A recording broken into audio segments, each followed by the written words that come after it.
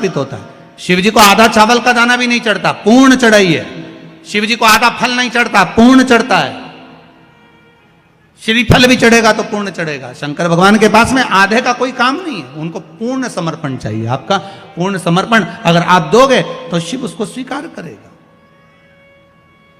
शिव जी पे विश्वास कितना करना चाहिए। कई लोग पूछते हैं महाराज जी आप बताओ शंकर भगवान पे विश्वास कैसे करें। तो हमने कहा जैसे पायलट पर करते हो वैसे भगवान शंकर पे करो।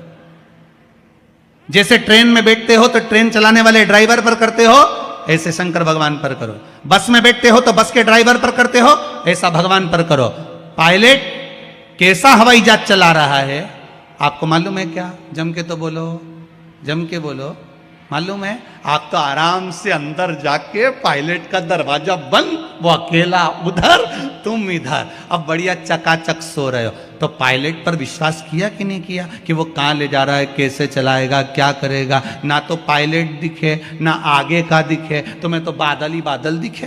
बोलो सही है कि गलत है? इसके सिवाय कुछ दिखे तो तुम तो बिल्कुल अंधे भक्त बनकर बैठ गए कि पायलट चला रहा है, अपने को क्या करना। और मैं नाम बोला जाता है कि आज ये पायलट फ्लाइट को चला रहा है, बस उसी तरह तुम अंदर जाके बैठ गए, अब पायलट लेकर जा। उसी तरह ट्रेन में आराम से सो रहा है वो अकेला बेचारा ड्राइवर, बटन दबाए, ये दबाए, सिग्नल नहीं देखे और तुम्हें निपटा दे तो पर भरोसा करा कि नहीं करा? जम के तो बोलो, करा कि नहीं करा भरोसा? विश्वास करा कि नहीं करा कि ड्राइवर चला रहा है, गाड़ी ले जा रहा है, ट्रेन चला रहा है, आप तो आराम से सो, रात भर सोए, चकाचक सवेरे उठे ना मुंडा घिसा फिर बैठ गए ट्रेन के अंदर, और ड्राइवर चला रहा है, अपने को कोई टेंशन ही नहीं, क्योंकि उस पर अपने विश्वास करा, उस पर भरोसा करा। करा कि नहीं करा विश्वास? फ्लाइट चलाने वाले उस पायलट पर करा, ट्रेन चलाने वाले उस ड्राइवर पर करा, बस चलाने वाले उस ड्राइवर पर करा। जितना विश्वास कर कर आराम से तुम ट्रेन में सोए हो, फ्लाइट में आराम से सामान लेके बैठ गए हो, शंकर की कथा कहती उतना विश्वास तुम शंकर पर कर लो और शांति से जीना चालू कर दो, बाकी का सब निपटा लेगा वो। आराम से सो, क्या किसको रोइए, चादर तान के सोए, वो भरोसा उस पर रखो। बनी हो, व्यापार व्यवसाय नहीं चल रहा हो, नौकरी सर्विस नहीं मिल रही हो, बहुत तकलीफ हो, 7 बेलपत्री केसर को घिसकर चंदन बनाकर बेलपत्री पर बीच वाली पत्ती पर ओम लिखना है। दोनों पत्तियों पर भी एक आद्यशक्ति जगदम्बा के नाम की केसर की बिंदी लगाना है, दूसरे में श्री गणेश रिद्धि सिद्धि के नाम की बिंदी लगाना है। शिव जी पर समर्पित करते जाना, शंकर को चढ़ाते जाओ। सोमवार की अष्टमी के दिन भगवान शंकर को बेलपत्र समर्पित जरूर करना चाहिए, वो भी शाम के समय पर। आप लोग तो जानते होंगे कि सोमवार की जो अष्टमी होती है शंकर और पार्वती के मिलन का दिन होता है। किसके मिलन का है? जम के बोलिए। शिव और पार्वती के मिलन का दिन होता है सोमवार की अष्टमी का दिन। साल भर में लगभग 4 या 5 सोमवार की अष्टमी पड़ती है, इससे ज्यादा नहीं पड़ती। शिव और पार्वती के मिलन का दिन होता है सोमवार की अष्टमी। इसमें मां जगतजननी जगदम्बा अपनी 64 योगिनियों को लेकर शंकर भगवान के सामने नृत्य करती हैं जब सोमवार की अष्टमी पड़ती है। जैसे शिवरात्रि का महत्व होता है उसी तरह सोमवार की अष्टमी का महत्व होता है। जब 64 योगिनियां माता शंकर भगवान के सामने नृत्य करती हैं तब भगवान शिव उठकर खड़े होकर उन 64 योगिनियों को अपने हस्त कमल पर धारण करते हैं, और हस्त कमल पर धारण करते हैं तब उन 64 योगिनियों को लक्ष्मियां प्रदान करती है। लक्ष्मी माता को वो 64 योगिनियां दी जाती हैं। लक्ष्मी मैया उन 64 योगिनियों को भगवान विष्णु के पास लेकर जाती है। भगवान नारायण उन 64 योगिनियों को ब्रह्मदेव के पास लेकर जाते हैं।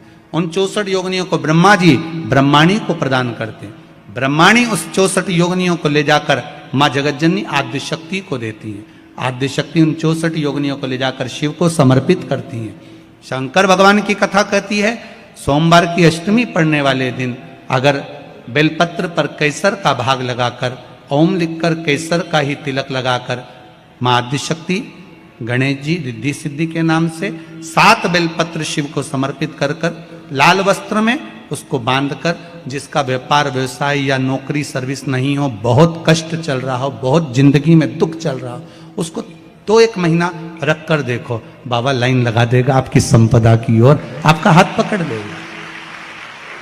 सोमवार की अष्टमी शिव को रिझाने की होती, भगवान शंकर को मनाने के लिए, शिव को प्राप्त करने का एक साधन है। हेलो दोस्तों, नमस्कार, श्री शिवाय नमस्तुभ्यम। दोस्तों, जैसे कि गुरुजी ने बताया सोमवार की अष्टमी का उपाय।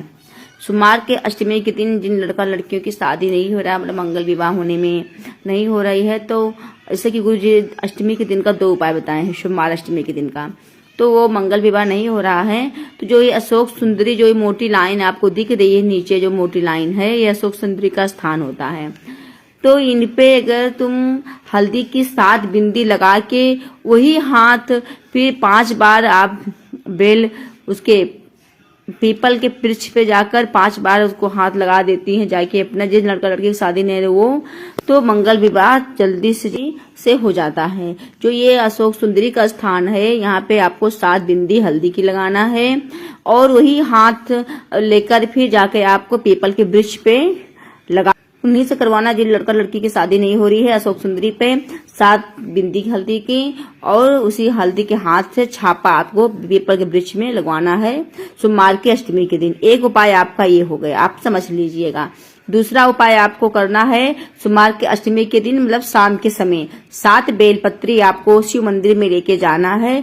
उस 7 बेलपत्री पर शिव मंदिर में लेके जाएंगी तो आपको बेलपत्री पर, 7 बेलपत्री पे आगे के जो 3 भाग होती बेलपत्री का, जो आगे भाग होता है उस पे ओम लिखना है और जो बगल बगल में दोनों भाग होता है उस पे केसर की बिंदी लगाना है शिव शक्ति का नाम के और दूसरा रिद्धि सिद्धि के। जिससे कि आपका व्यापार व्यवसाय नहीं चल रहा है, नौकरी नहीं लग रही है, तरक्की नहीं हो रहा, तो उसको आप 7 बेलपत्री शिव पर समर्पित कर दें। करने के बाद में फिर 7 बेलपत्री को उठा लाइए अपने घर, लाल कपड़े में बांधकर अपने जहाँ धन रखते हैं वहां रख दीजिएगा। जहाँ आपका व्यवसाय है, व्यापार है, तरक्की नहीं हो रही, वहां पे ले जाके लाल कपड़े में बांध के रख दीजिएगा। ये 2006 महीने रखे रहने देना, तो देख लेना आपको कितनी सफलता मिलती है। ये आपको सोमवार की अष्टमी में पड़ती है, जो कि सोमवार की अष्टमी 9 दिसंबर को आपकी पड़ रही है 2024 में। आप लोग जरूर करिएगा। श्री शिवाय नमस्तुभ्यम। जैसे कि गुरुजी ने उपायों को बताया है, आप लोगों ने सुना है, हमने आप लोगों को सरल तरीके से समझा दिया है। वीडियो अच्छा लगे लाइक कमेंट शेयर जरूर करिएगा। कमेंट में हर हर महादेव। मिलते हैं नेक्स्ट वीडियो में नए उपाय के साथ, तब तक के लिए श्री शिवाय नमस्तुभ्यम। हर हर महादेव। दोस्तों, ऐसे अगर आप लोगों को समझ में ना आए तो कमेंट में पूछ सकते हैं। जय श्री राम। ऐसा कौन सा काम है जो पशुपति व्रत से नहीं हो सकता? जब पशुपति अस्त्र मात्र भगवान राम के तरकश में रखे होने पर लंकाधिपति रावण के प्राण निकल सकते हैं, तो जीवन का वो कौन सा सुख है जो पशुपति व्रत से प्राप्त नहीं हो सकता? बस उसका नियम है, 5 सोमवार करो, पहले सोमवार को करो चाहे दूसरे सोमवार को करो। जिस सोमवार को पशुपति व्रत करो, सुबह शंकर जी के मंदिर में जाकर पूजन करो, अर्चना करो, अभिषेक करो, वो थाली को लेकर वापस घर में रख दो। सुबह फलाहार करो, शाम को वापस उसी थाली को लेकर जाओ, उसमें 6 दिए लगाकर लेकर जाओ। दिए को जलाना नहीं है, केवल घी के दिए लेकर जाना है, थोड़ा सा मीठा। शिव महापुराण में, स्कंद पुराण में जो पशुपति व्रत बताया है उसका विधान, थोड़ा सा मीठा लेकर जाओ। शिव जी की फिर पूजन करो। पूजन करने के बाद में शाम के समय प्रदोष काल में पूजन करो। पूजन करने के बाद बाबा भोलेनाथ की आराधना कर कर 5 दिए शंकर जी के सम्मुख में लगा दो। जो मीठा लेकर गए हो उसके 3 हिस्से कर दो, 2 हिस्से मंदिर में चढ़ा दो, 1 हिस्सा और 1 दिया थाली में रखकर पूजन करने के बाद वापिस लेकर आ जाओ। घर के दरवाजे की देहली पर राइट हैंड में सीधे हाथ पर जो दिया लेकर आए हो उस दिए को जला दो। और अंदर जाकर जो प्रसाद लेकर आए हो एक हिस्सा उसको पाकर फिर भोजन प्रसाद ग्रहण करना। ऐसे पशुपति नाथ के 5 व्रत रहते हैं। ऐसा कौन सा कार्य है जो भोलेनाथ पूरा ना करता?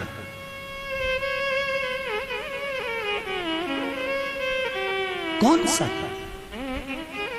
श्री राम जी महाराज अगर सेतु पर चढ़ाई करने जा रहे हैं लंका पर, तो भगवान शिव की आराधना कर कर जा रहे हैं। भगवान कृष्ण ने भी भगवान शंकर की आराधना करी, भगवान शिव की आराधना।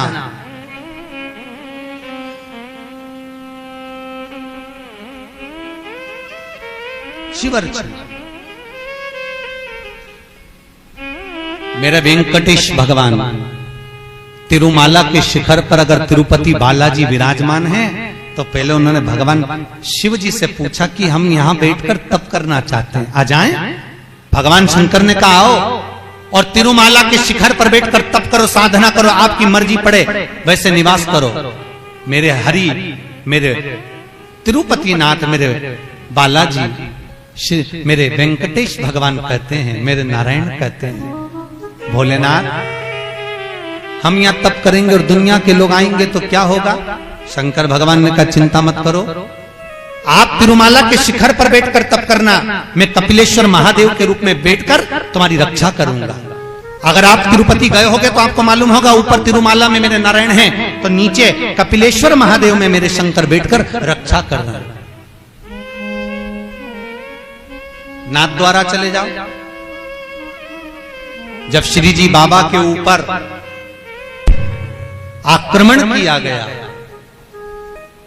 भोलेनाथ जी के ऊपर जब श्रीनाथ जी के ऊपर जब आक्रमण किया गया, गोवर्धन नाथ जी की मूर्ति को खंडित करने का जब भाव आया, तब ब्रजवासियों ने शंकर भगवान को घास के पूले में दबाकर बैलगाड़ी में लेकर रात की रात भाग गए। और श्रीनाथ जी को लेकर जब भागे, सब दूर घूम लिए, श्री जी बाबा को कहां रखें, श्रीनाथ जी को कहां रखें। तब सब दूर घूमने के बाद मेवाड़ की भूमि में जब पहुंचे, तो शंकर भगवान से श्री जी बाबा ने कहा भोलेनाथ अब आप बता दो, हम कहां रहे, बार बार घूम रहे हैं, कहां जाएं, किस जगह?